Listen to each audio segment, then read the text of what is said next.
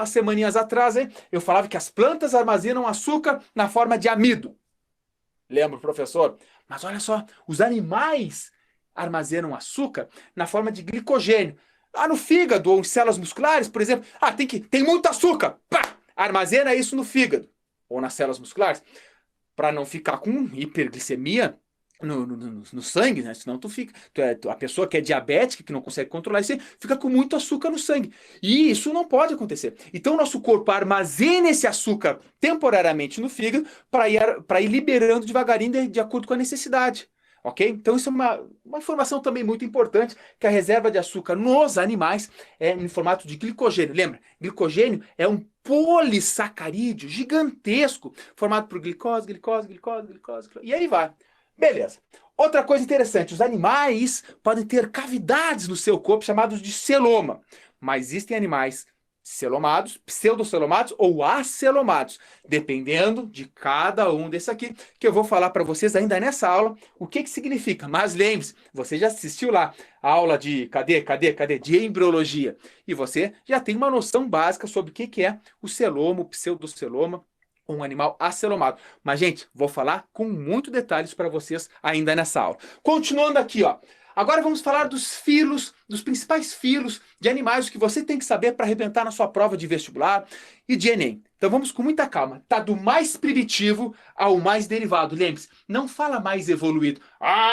Nós somos mais evoluídos que os poríferos. Não, não, gente. Nós somos mais derivados. Sofremos maiores processos evolutivos. Mas não existe dentro da biologia mais ou menos evoluído. Isso é importante para caso você for fazer uma provinha de segunda fase, aqui por exemplo da UFPR, que tu tens que escrever as coisas ali tudo em ordem. Não use mais ou menos evoluído. Então aqui é o mais primitivo e aqui é o mais derivado, sofreu mais derivações. Porífera. Pessoal, o primeiro animal a surgir foram os poríferos, que são as esponjas. Muito tranquilo. Depois vieram os quinidários, quinidários que é a mãe da água ou medusa, são as anêmonas, os corais que formam aqueles lindos recifes de corais. Tudo está dentro de quinidário. Depois vieram os plateumintos. Os plateumintos, o principal exemplo aí, tem a planária, que é o que a gente estuda o formato do corpo e tudo mais.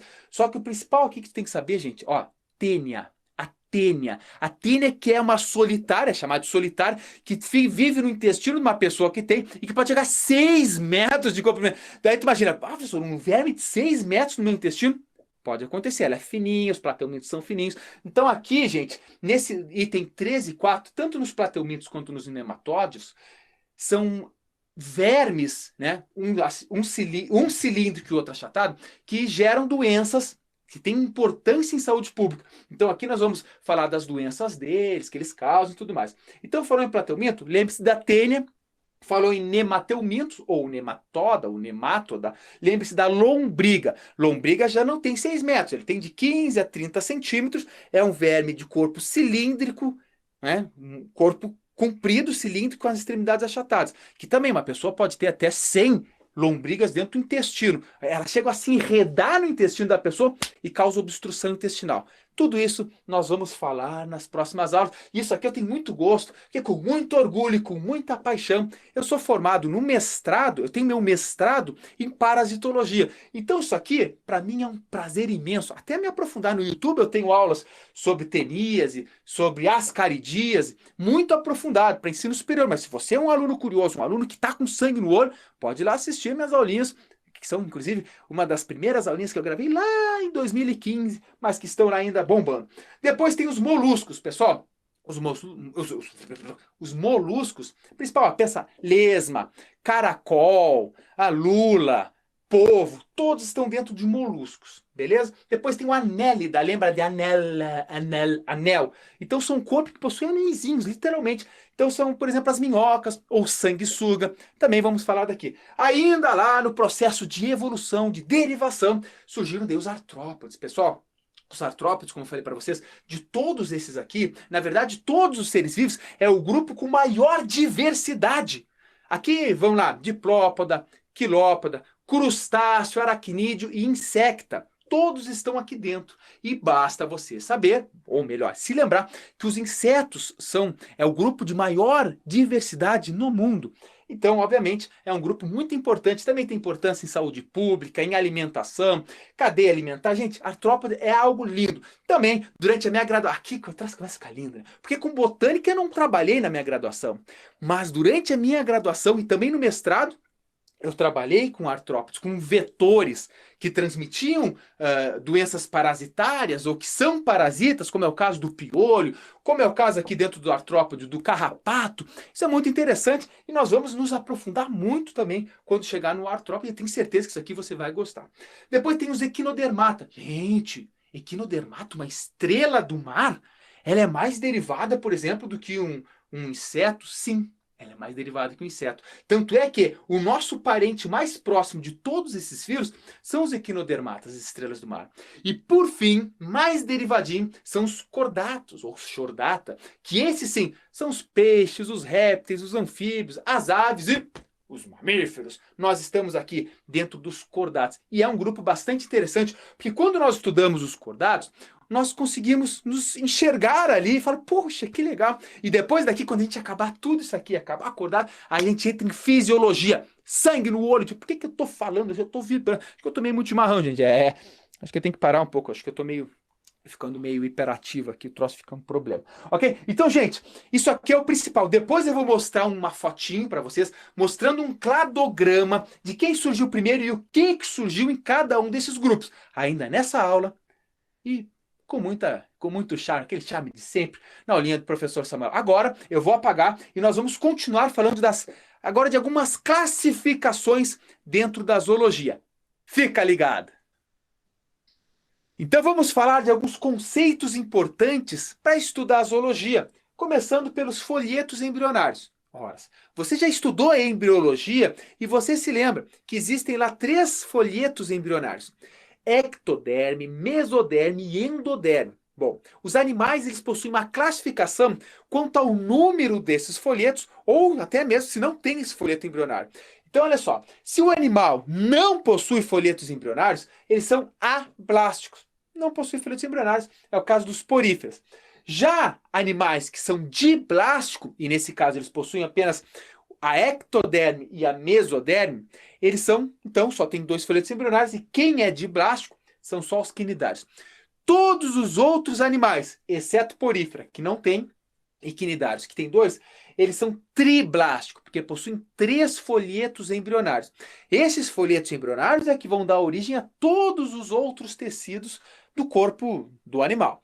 Os animais que são triblásticos possuem a ectoderme, a na metade, mesoderme, e a endoderme. Muito importante que você se lembre disso, se não se lembra, volta lá na aulinha de embriologia. Então, eu vou estar falando, tal animal é triblástico. Você tem que saber o que é. Durante o desenvolvimento embrionário são formados tais folhetos embrionários, tudo mais. Isso tem que estar tranquilinho aí na tua cabeça. Bom, e aí tem um orifício lá na gástrula. Durante a formação do embrião, forma-se um orifício.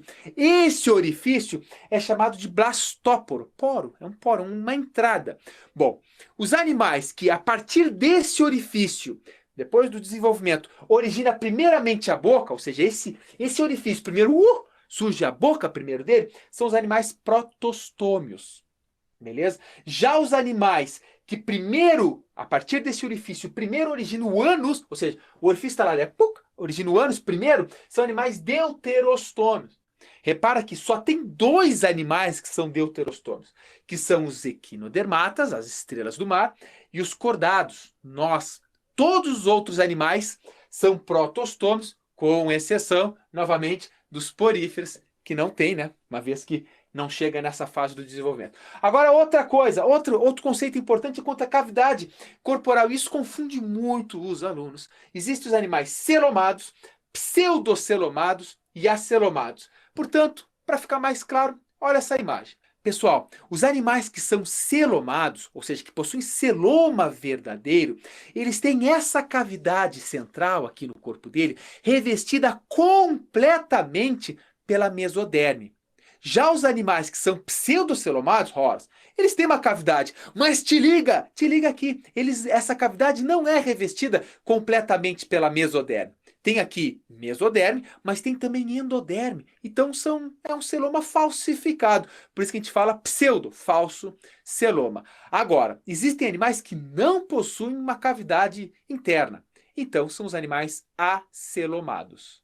No final dessa aula eu vou mostrar uma tabelinha e você vai saber quais são os animais que são acelomados, quais são os animais que são pseudocelomados e quais são os animais que são celomados. Então fica tranquilo que você ainda vai saber.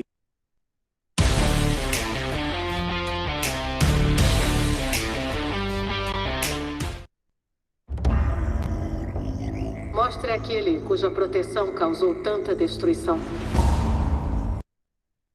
Agora, olha só, quanto à simetria, pessoal, a simetria do corpo. Os animais podem ser assimétricos, quando eles não têm uma simetria corporal, é o caso dos poríferos. Agora, os animais, eles podem ser simétricos também. E a simetria, ela pode ser radial, quando você pode, por exemplo, imagina aí cortar o corpo do animal como se fosse uma pizza e originar vários pedaços iguais. Isso é a simetria radial. Imagina uma mãe da água. Ora, você pode fazer vários cortes nela que vai originar vários pedaços iguais. É como se fosse aí um pedaço de pizza. Agora, a simetria bilateral, ou seja, uma simetria que você faz um corte neste sentido e você tem resultados com duas metades iguais. Nós temos simetria bilateral. Assim como, por exemplo, pega aí uma mosca, corta a mosca ao meio, inseto no caso, né? Tem metade direita e a metade esquerda. Então, simetria é isso. Podem ser assimétricos, ou assimetria radial, ou bilateral. Falarei novamente em cada um dos grupos qual o tipo de simetria. Agora vou apagar e a gente vai continuar nos conceitos. Fica ligado.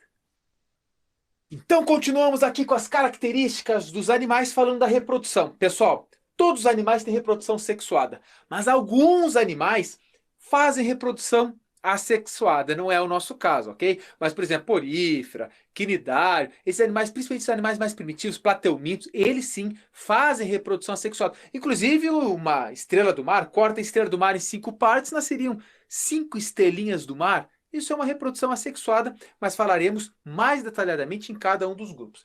Depois, a fecundação.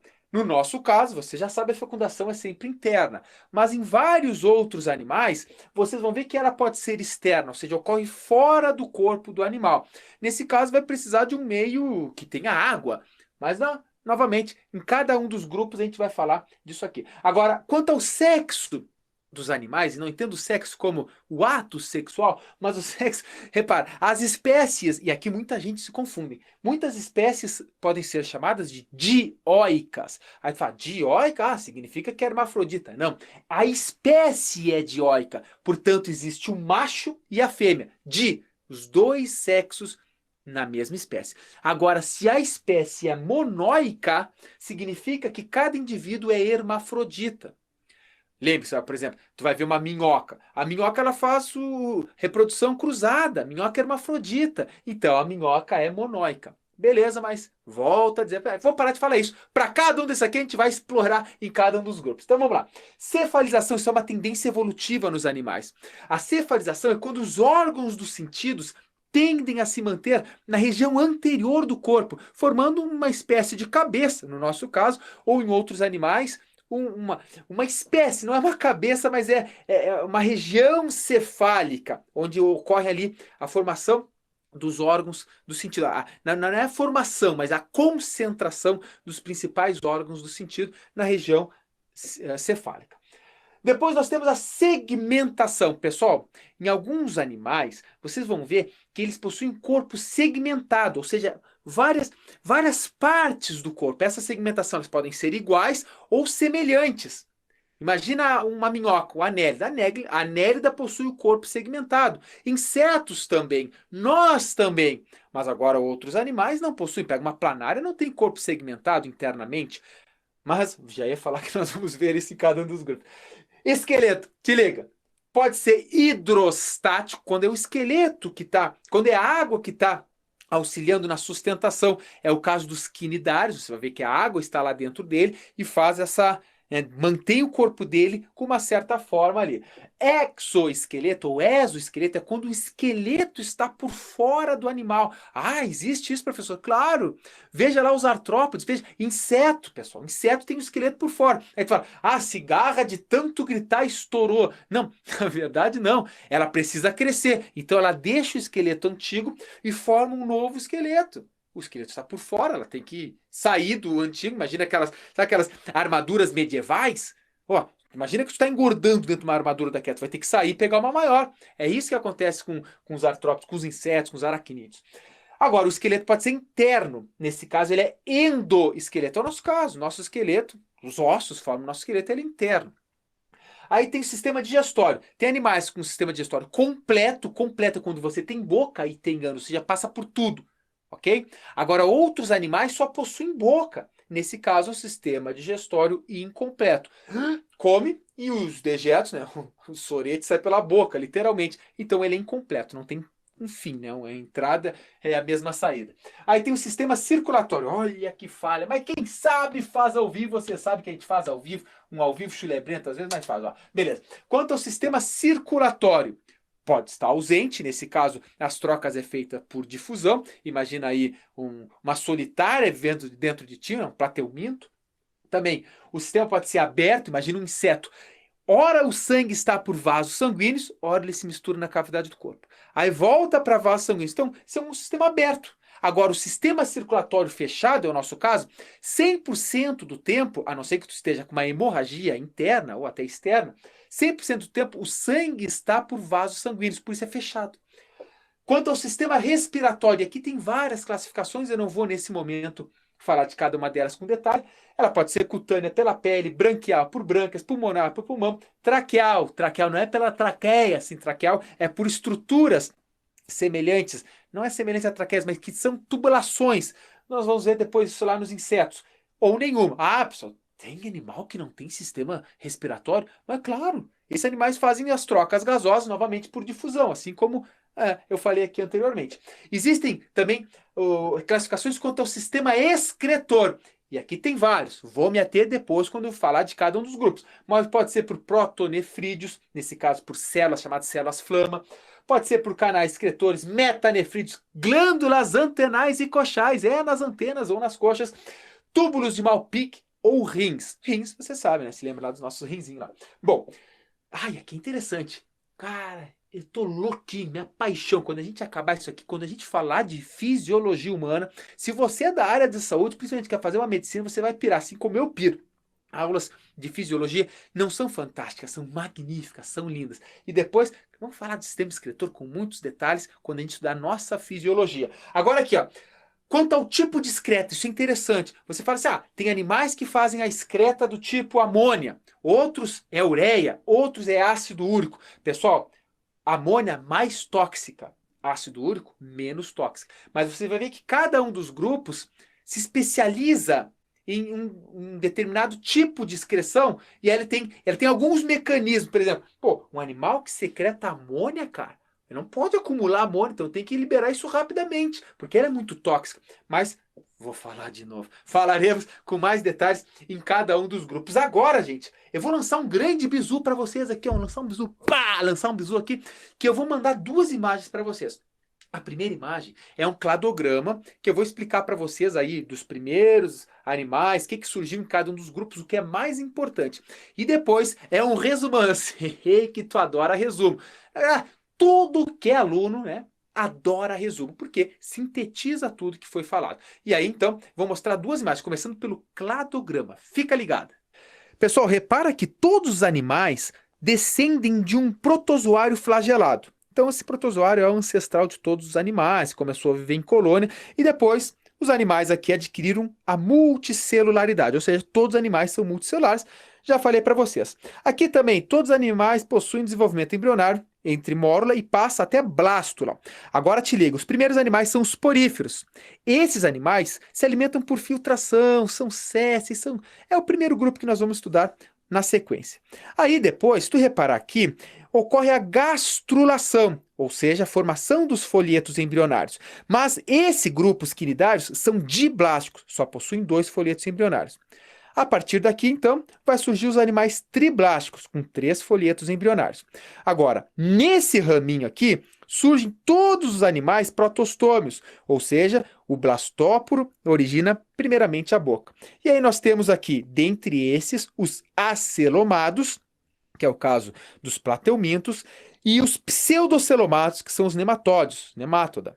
Depois nós temos os celomatos, que são os moluscos, e dentro dos celomatos, um outro ramo, que são os animais que sofreram metameria, que é a segmentação no corpo, os anélidas e os artrópodes. Ainda os artrópodes possuem um exoesqueleto formado por quitina. Agora voltando para cá, surgiu também, a partir dessa ramificação, os animais que são celomados e deuterostômios.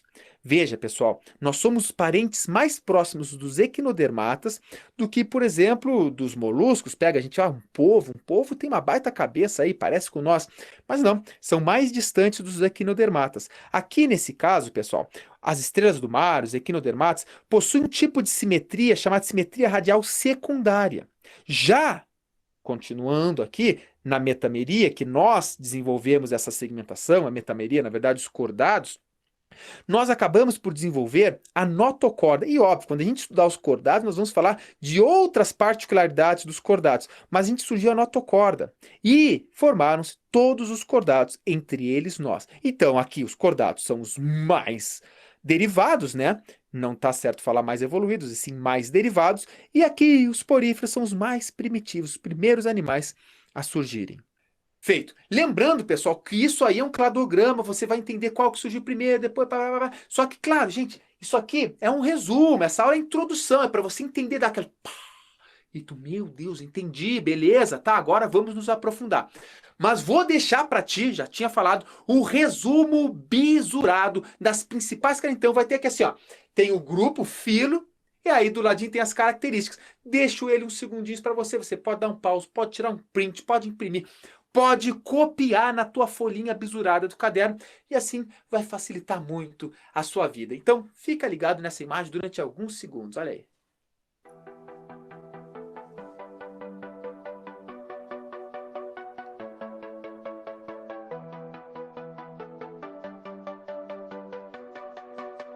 Então, gurizada, assim chegamos ao final de mais uma videoaula. É com muito prazer que eu dou a sala. E você? Você tá cansado? Não fica cansado, gurizada, não cansa. Vamos lá, vamos vibrar, porque o vestibular tá aí, o Enem tá aí, o teu sonho está aqui e está aqui. Você tem que controlar o sentimento.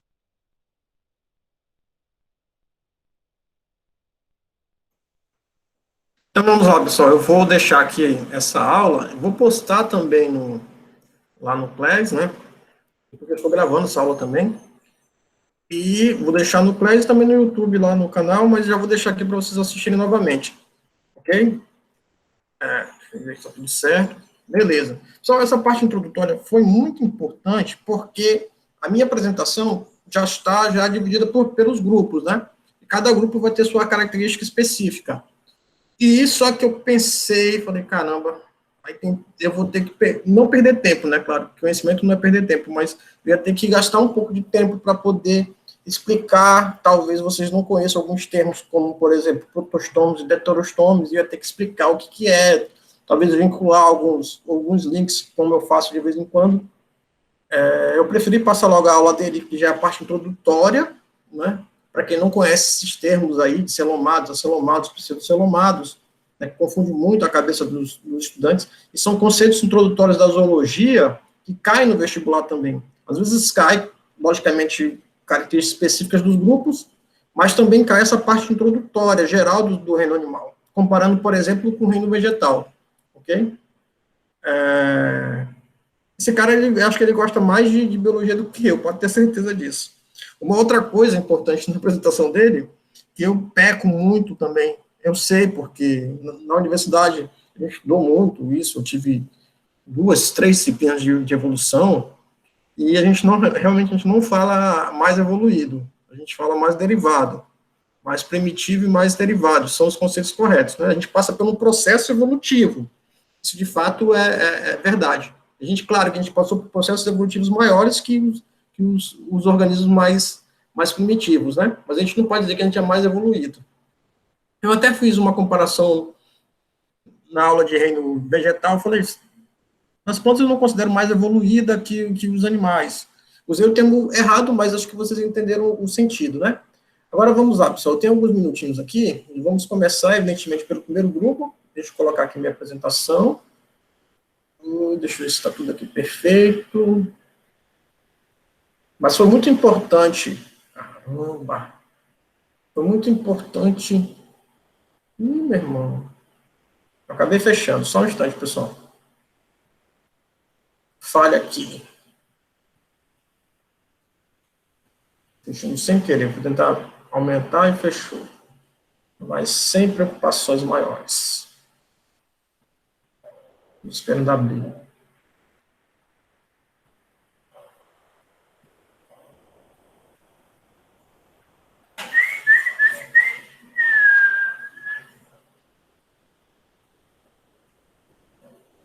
Está abrindo, vamos ter calma.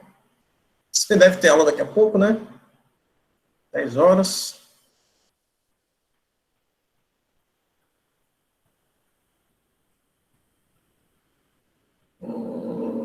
Estou esperando abrir a apresentação, porque eu fechei sem querer.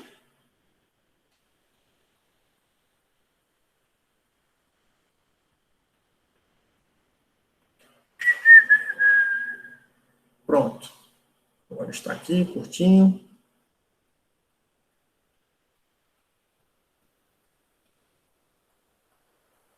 Beleza, já está aqui aberto. Vamos na função agora. Ué, estava apresentando já, pessoal? Está mostrando para vocês aí? Deixa eu parar de novo. Ah, não, acho que era a aula, né? Bora lá. Agora vamos colocar. Isso, agora sim, agora vai. 22 estudantes, beleza. Assinem aí o formulário, tá? Por favor, mas no finalzinho eu falo sobre o formulário novamente. Estão vendo aí, né, pessoal? Só digam para mim se estão vendo a apresentação, se está tudo certo. Beleza? Dá pelo menos um... Beleza. Fechou então, Carolina. Vamos lá. Só então a parte introdutória foi falada, né, pelo Samuel Cunha. E agora eu já vou adentrar nos grupos do reino Metazoa, tá? Pessoal, então, primeira coisa que eu tenho que falar para vocês, eu acho que eu já falei na última aula, que comecei a parte introdutória, né? Só dos, na verdade, dos filos, que a gente pode ter esses dois termos aí, Animalia e Metazoa. E Metazoa também conhecido como metazoários, né? Então, vamos lá. Aqui, não preciso repetir isso novamente, né? Porque eu já disse sobre os filos, e ele também abordou todos os filos do reino animal. Só que eu coloco só essa observação aqui, a gente lembrar que dentro do último filo, que é o filo mais derivado, não vou usar mais esse termo evoluído, eu também aprendo com Samuel Cunha, na verdade eu tinha esquecido, né? Isso realmente saiu na faculdade. Dentro do filo cordata, né, nós temos dois subfilos, na verdade 3 aqui, né? Subfilo urocordata, cefalocordata, e o subfilo vertebrata, que nós pertencemos a esse filo aqui, ok? Depois a gente vai ver lá no filo cordata que tem estruturas específicas desse grupo, que são o notocorda e o tubo nervoso, né? E já no subfilo vertebrata tem a presença de coluna vertebral também. Aí aqui, dentro desse filo vertebrata, temos as classes, são agnatas, peixes, anfíbios, répteis, aves e nós, mamíferos, os famosos primatas. Então vamos lá, pessoal, vamos para o primeiro filo dos metazoários, que é o filo porífera. Como ele disse, né, e eu repito novamente, são os indivíduos do reino animal mais simples, né? Por exemplo, eles não têm tecido, e uma característica, pessoal, importante desse grupo é que eles são sésseis. O que quer dizer sésseis? Eles são fixos, eles não têm locomoção, eles ficam paradinhos ali. Tanto que eles eram confundidos com plantas anteriormente, só que depois perceberam, ao estudar esses indivíduos, né, que eles não tinham nada a ver com plantas, até porque eles são heterotróficos. Lembrando que a diferença básica entre uma planta e um animal é a questão da nutrição. planta se nutre a partir da produção de fotossíntese, né, são autotróficos. E já os animais, eles se nutrem a partir de outro indivíduo, e etc., né? E outros organismos, que são os heterotróficos, porque eles não conseguem produzir seu próprio alimento. E é o caso dos poríferos, né? São indivíduos muito simples, mas são heterotróficos, eles têm seus mecanismos para poder conseguir seu alimento. Ok? Vamos lá. Vai ser repentino, porque realmente o tempo está se esvaindo. E eu comecei um pouco depois, né?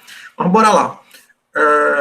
Outra característica principal, além dos poríferos serem sésseis, pessoal, eles têm poros no corpo inteiro dele. Por isso que o nome é poríferos, porque ele tem poros em todos os lugares, tá? E claro que os poros, eles vão ter uma função específica, que é a passagem de água. Então, consegue passar a entrada de água e saída de água a partir desses poros aí.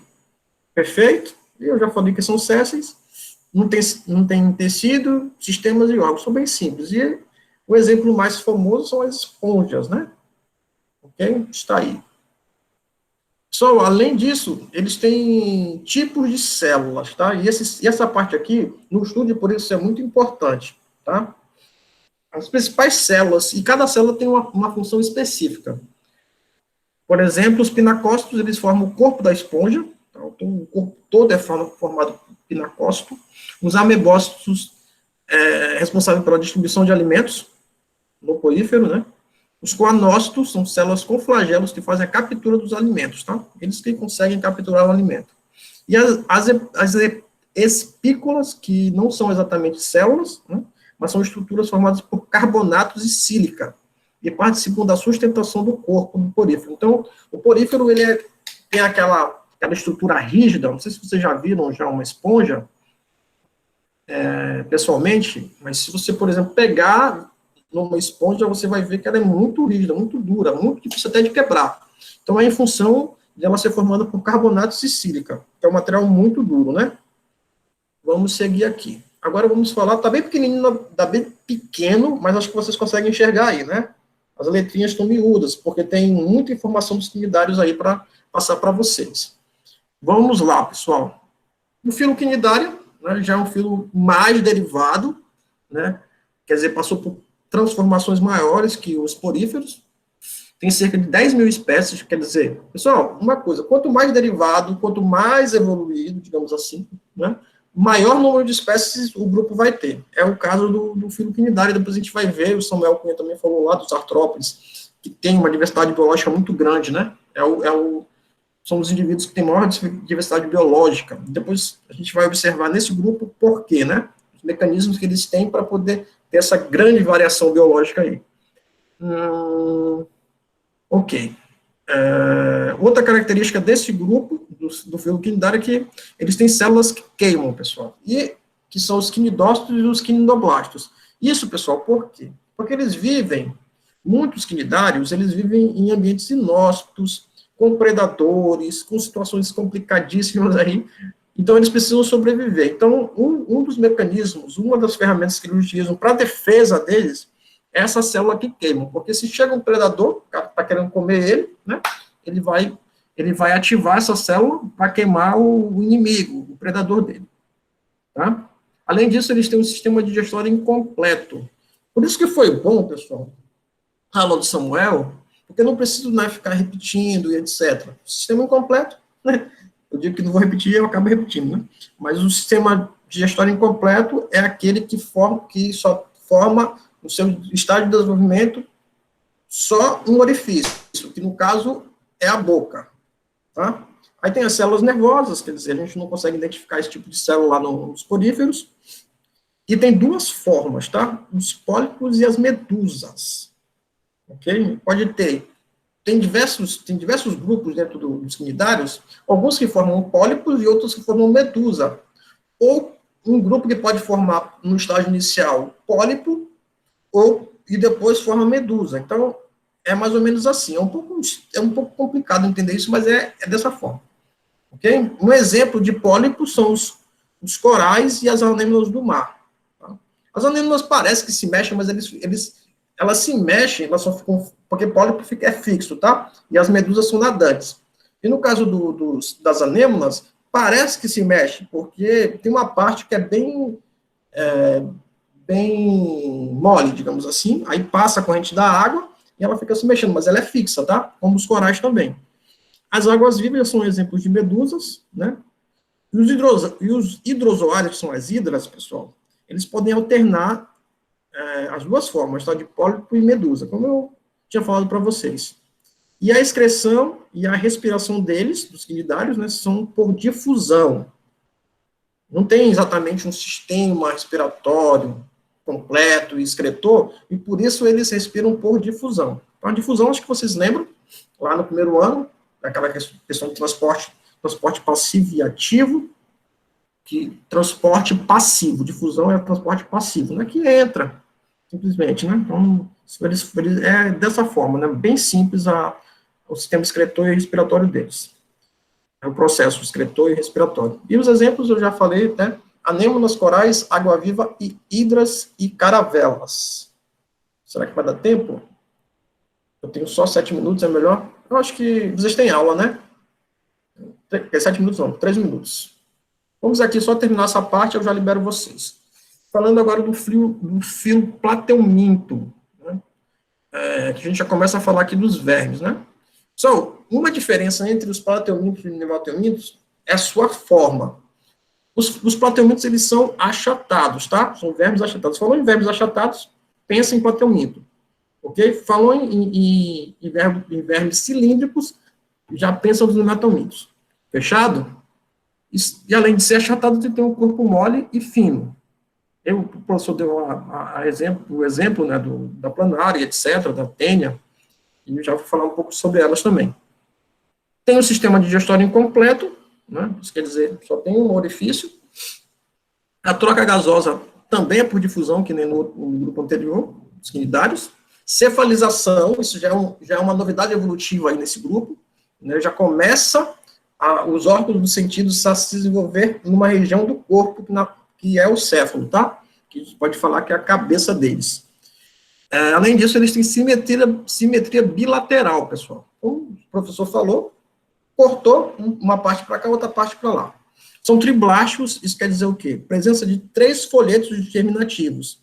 Lá nos quinidários é diblástico, tá?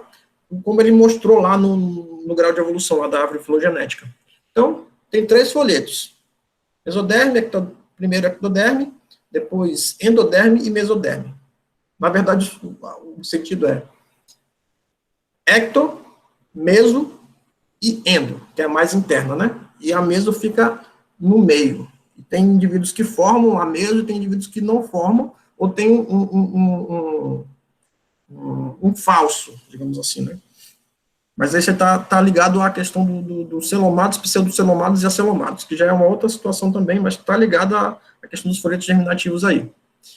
E nesse caso, eles vão ser acelomados, tá? Eles não têm celoma. E são protostômios, pessoal. Que aí o professor também falou, mas eu repito, né, quando o blastóporo vai originar primeiro o quê? A boca. Nós, por exemplo, somos vetorostômios, que o blastóporo vai originar primeiro o ânus, depois forma a boca. Okay? No caso deles, vai formar a boca, e como eles têm sistema digestório incompleto, vai ficar só com a boca. Mas tem indivíduos que têm sistema digestório completo, que são protostômios, ok? Que vai formar a boca e depois o ânus, porque tem um sistema digestório completo. Entendido isso, pessoal? Tranquilo? E os exemplos é planária, tênia e o exossomo. Os vermes achatados, a gente para por aqui, porque meu horário já deu. Vou ver aqui. Na próxima aula a gente continua, pessoal. Eu acho que a gente vai conseguir terminar isso tranquilamente. Deixa eu ver aqui. Mandaram aí já os formulários. O Daniel estava na função. Obrigado, Daniele. Deixa eu parar aqui minha gravação. 20 estudantes. Geralmente na sexta-feira dá um pouco menos, né?